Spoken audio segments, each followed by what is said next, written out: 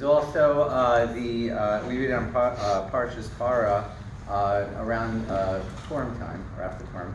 And what I didn't know until yesterday is that the story of the Paraduma is in between the two generations of Bnei Israel, the ones that are going to die out, and then the ones that are starting over. But when it starts telling the story after the Paraduma episode, it doesn't actually tell you that it's the new generation. It kind of just you're supposed to figure it out. And I don't exactly understand why, but what I will tell you is there's a lot of parallels between the before generation and the incoming generation, where they're complaining about the water, they're complaining about even the bread, they're complaining, not even complaining, they get killed by snakes in the same way.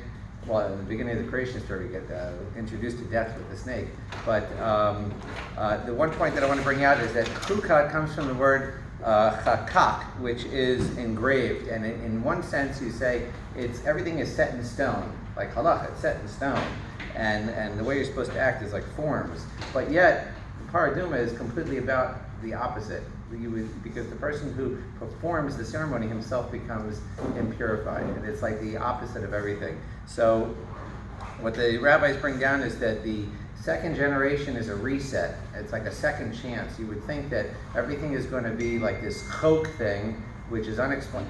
Now I got confused, but the idea is that I got confused. The big one.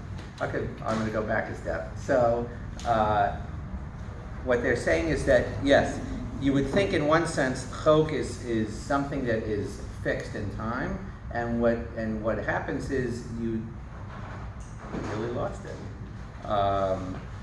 This you don't need to film.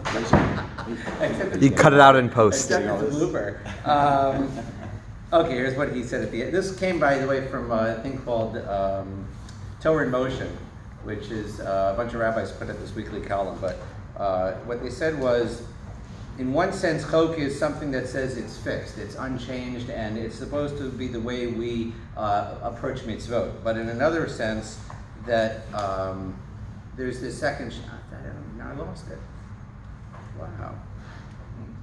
That's the first time this has happened, totally. I'm going to put it this way, that this is what I originally thought, that the creation story is about recognizing God. That's our mission in life. And the second set of Bnei Israel going into the desert, they forgot it already. It's so fast that they are immediately complaining, even about bread. When they have the bread, they just don't like the way it says. So they become so irrational that they're complaining about everything, and that all of it comes from the fact that they forgot about God. And I think the test of paraduma is that the contradictions in life are so profound that they're kind of like red herrings, and they make you forget where everything comes from.